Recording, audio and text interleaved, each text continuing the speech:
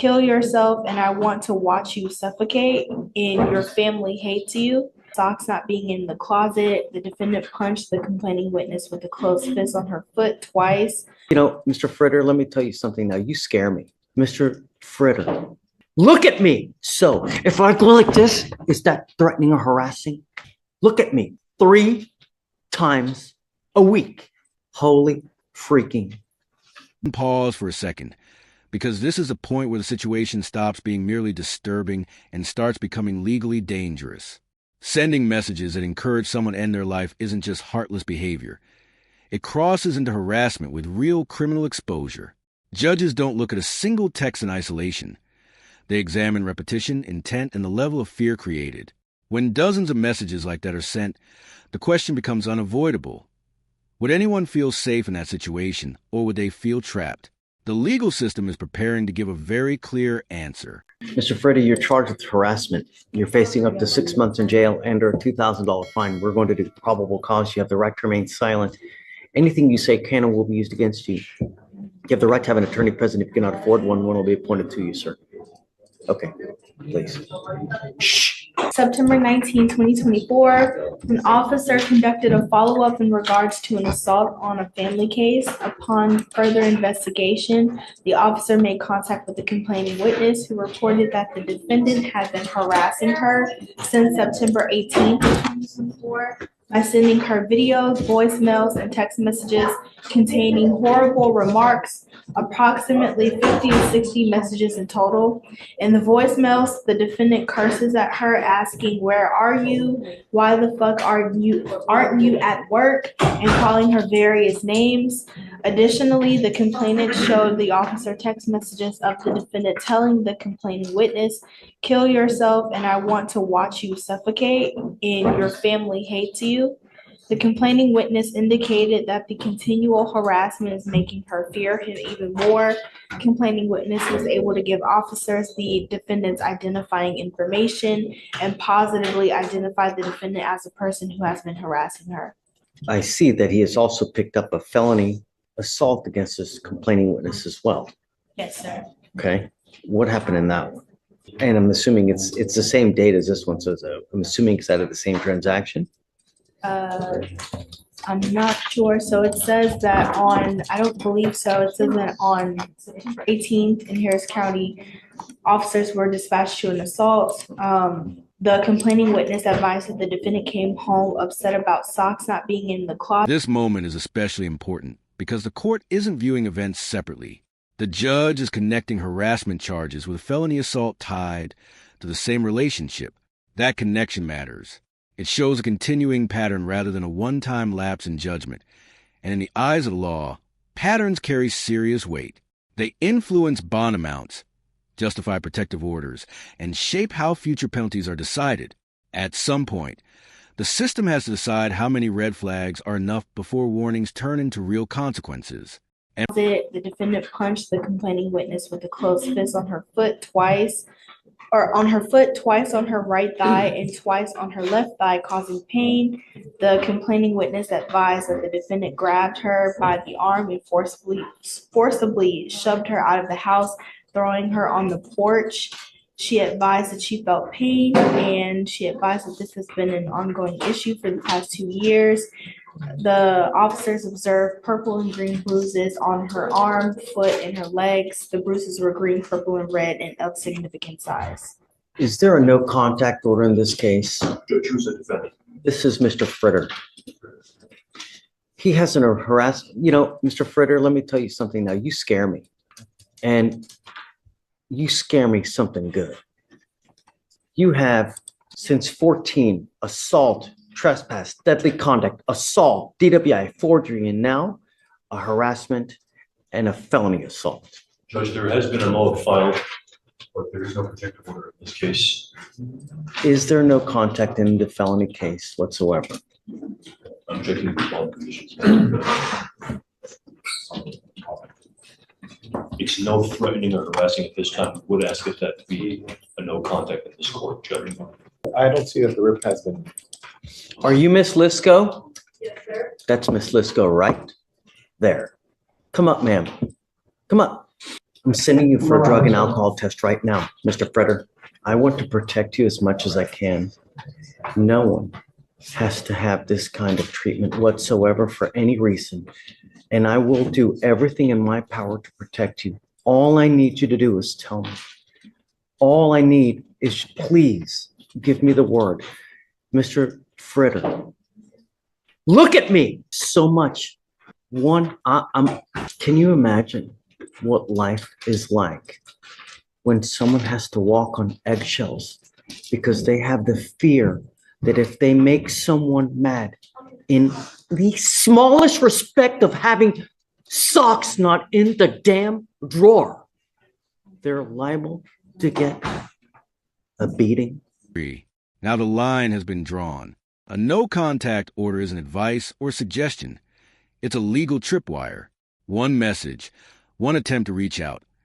Even a brief encounter can send someone straight back to jail with a massive bond attached. The judge's message is unmistakable. Control stops here. But that leaves a difficult question hanging in the air. Does strict supervision truly keep victims safe? Or does it simply postpone the fallout when someone shows no intention of changing? Can you imagine what life is like to live with that kind of fear? You're going to live it with me now. Because one false move, I'm going to make your bond so high your head will spontaneously combust. But no one, and I mean no one, should have to live with that kind of fear. I'm sending you now for a drug and alcohol test because I want to know what, if anything, is in your system.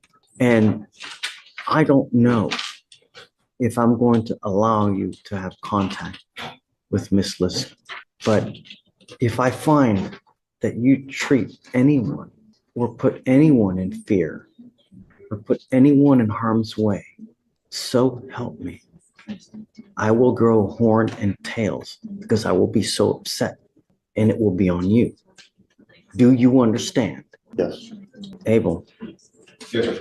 I'm going to keep Mr. Fretter so close to me that it's just ridiculous. Yes, sir. I'm entering what's called a magistrate's order for emergency protection. This is a court order that identifies her as a protected individual. You're not to have any kind of communication whatsoever. You're not supposed to have you will not have any threatening or harassing contact. What is threatening or harassing doesn't matter what you think is threatening or harassing. It's what she perceives. So if I go like this, is that threatening or harassing? It most certainly is.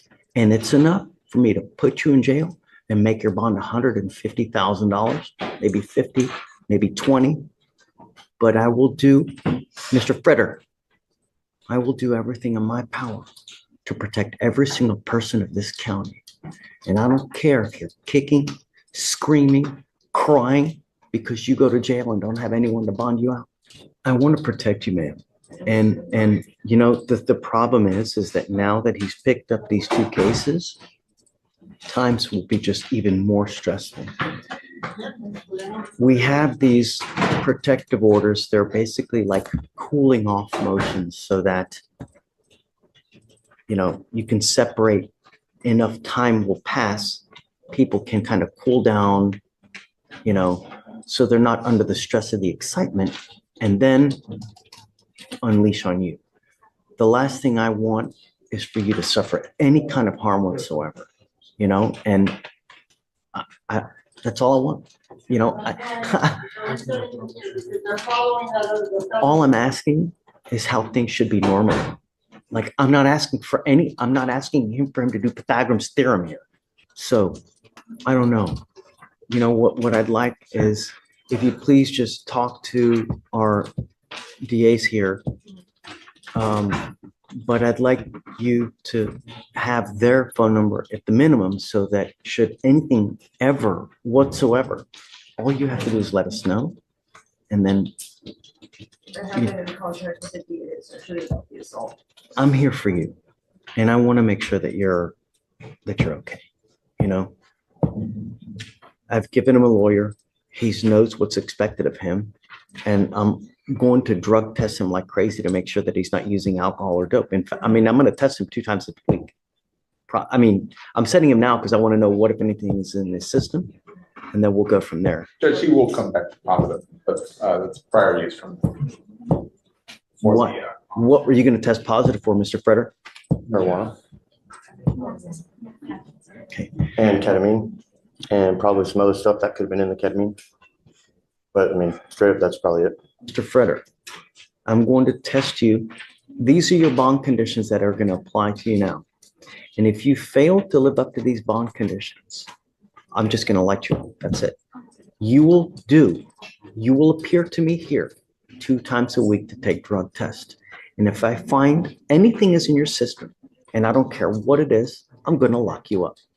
You're ordered not to use any kind of dope or alcohol. And if you can't get this monkey off your back, because I am now giving you the opportunity to do it on your own. If you're incapable of doing it on your own, then I'm going to do it for you. Do you understand? No dope, no alcohol. And when I mean no alcohol, I mean no alcohol from any source. No isopropyl alcohol, cakes, candies, foods, gums, energy drinks, tequila, lollipops, hair dye. I've heard it all, and I don't care. You come to me test positive, you'll stay with me. I also want you 3 times a week to do anger management classes so that we can deal with the anger issues. Look at me. 3 times a week. And I want a piece of paper showing me that you've done it, the date, time, location of where you've done it, so that I can verify that you've done it. And if you don't do it, you will stay with me. You now have the opportunity to address these things on your own. If you don't, you will be doing it with me. And if I get one, and I mean one breath that she's been mistreated in any way, shape, or fashion, holy freaking moly, okay? Right now. And then, ma'am, if you'd be so kind, please, I'll have you speak to them here momentarily. Rachel, this is my card. If you ever need anything, all you have to do is get in contact with me. And I'm here for you. Whatever you need, anytime, day or night. I don't care. You, really. Okay.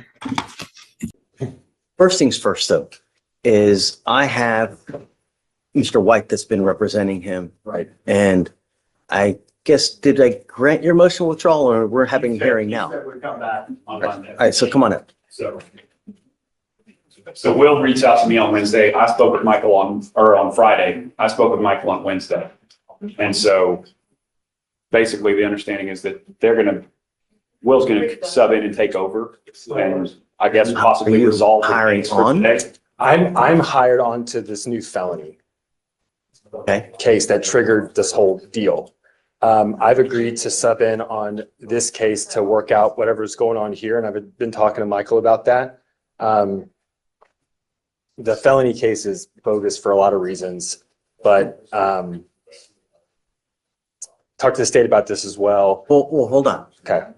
Putting the cart ahead of the horse. Okay. So you went out. Yes, sir. Okay. You're out. Okay. And I'm in. Well, I don't know. Okay. You want me to appoint him a lawyer, or do you want to? I'm taking it pro bono because I'm hired on the felony and we want to just resolve this DWI deal today, probably. Well, because here's the deal. I'm putting him in jail. You picked up a felony while you're on bond for a DWI. You're not supposed to pick up any new cases. You've now picked up a felony and injury to a child, and it's just now coming to my attention, even though this thing's from November. I'm revoking your bond. It goes with you. Which one's that? Okay. Let's talk. May I be excused, Your Honor? Please. Thank you. Thank you, Mr. White. You did file a motion of withdrawal, correct? I didn't. Mr. White? He didn't file it. Aaron, I thought you Yes. did. did you file a motion to withdraw? Yes, I filed it last week. Yeah, I saw it. I don't have it on this one. Yeah. It's on Douglas. Oh, I just see an appointment form from January. I see the motion to withdraw. Yeah, it's there. Do you see it, Seth? Do you need a cause number? I have the 2500939. Oh, no. Okay. Yeah, can you put it in the queue so I can sign it? Okay, all right. Tell me. It doesn't, I know. look, there's a certain standard. I You pick understand. up an injury to a child. I don't know anything about the case. All I know, he's picked up a, a third degree felony, and it's a serious charge. It's not like it's a But, yeah. trespass, but it's, so, But you know that these charges can be empty. but I don't know that for sure. All I know is that he's picked up a felony.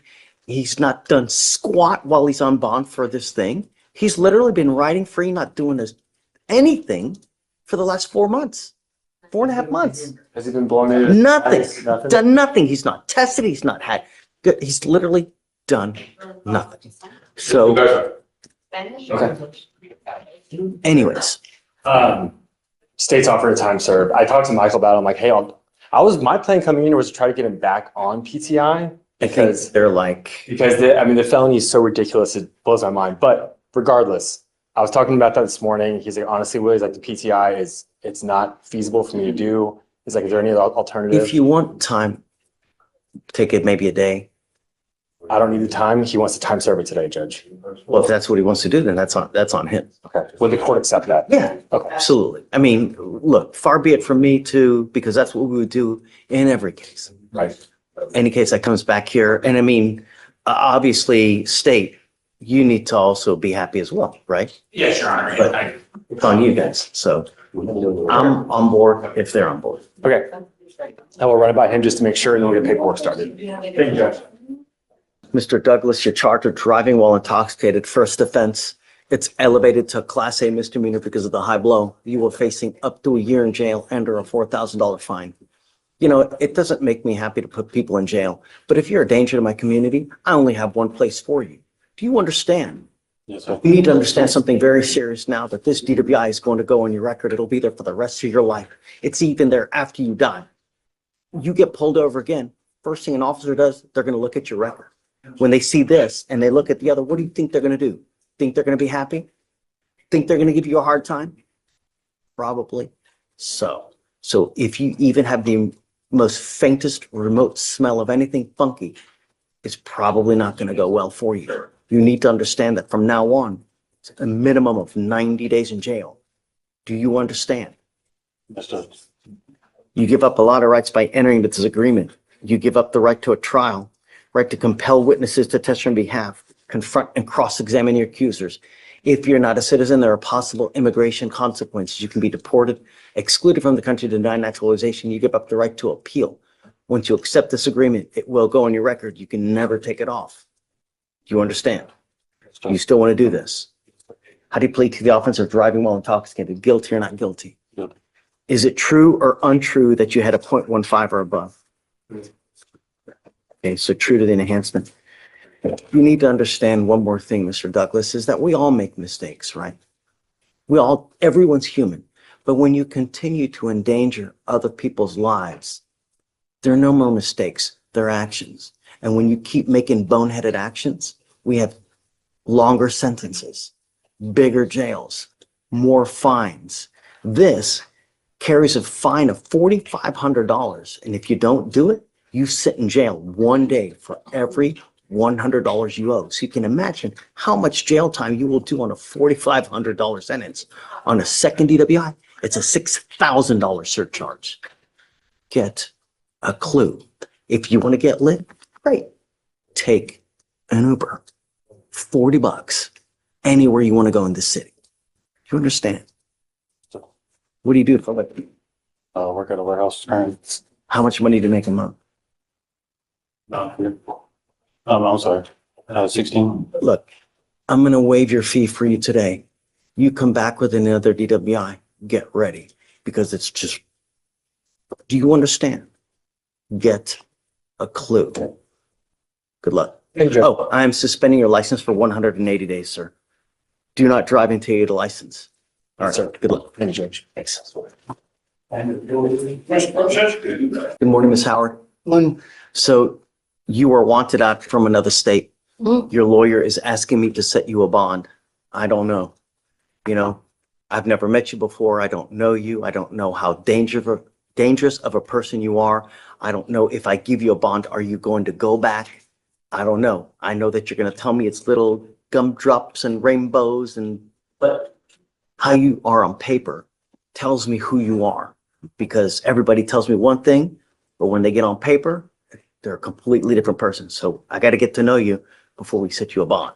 Mm. So Amy, tell us about Miss Howard. Yes, Judge. She's wanted from Navajo County, Nebraska, for burglary, felony 2A, theft of lawful taking 5,000 plus, and conspiracy to commit a class 2A. State is opposed to a bond based, one, on the charges that she's wanted for, two, on the fact that she has previously been a fugitive in your court.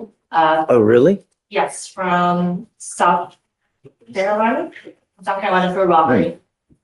What happened with that case? Do you know? I believe they picked her up in that case. Yes, they picked her up in that case.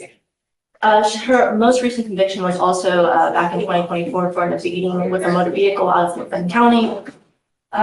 Day has also indicated to me that she is on federal probation right now. She's on.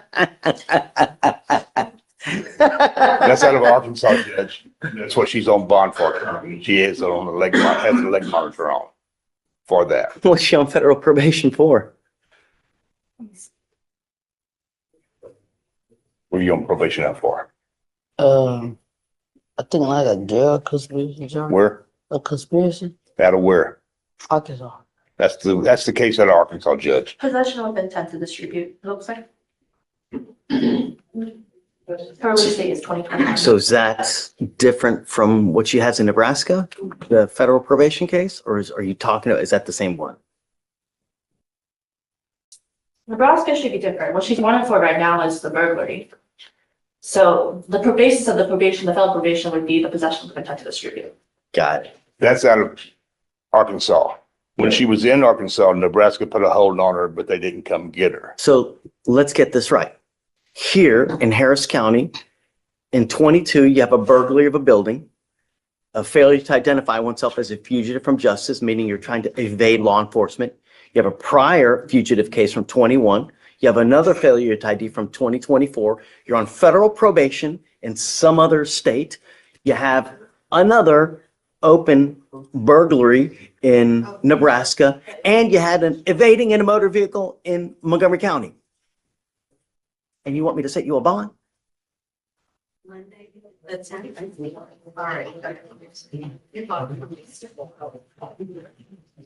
Should I? Really? Ms. Howard, how long have you been in Houston?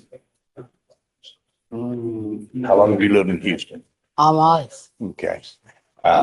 You currently were on a probation, you have a leg monitor pursuant to that, correct? Right. Okay. And you had a leg monitor on you when they pulled you over, is that correct? Right. Okay. Did you attempt to flee from at that time? No. Okay. And that's what, you're aware of that case up in Nebraska?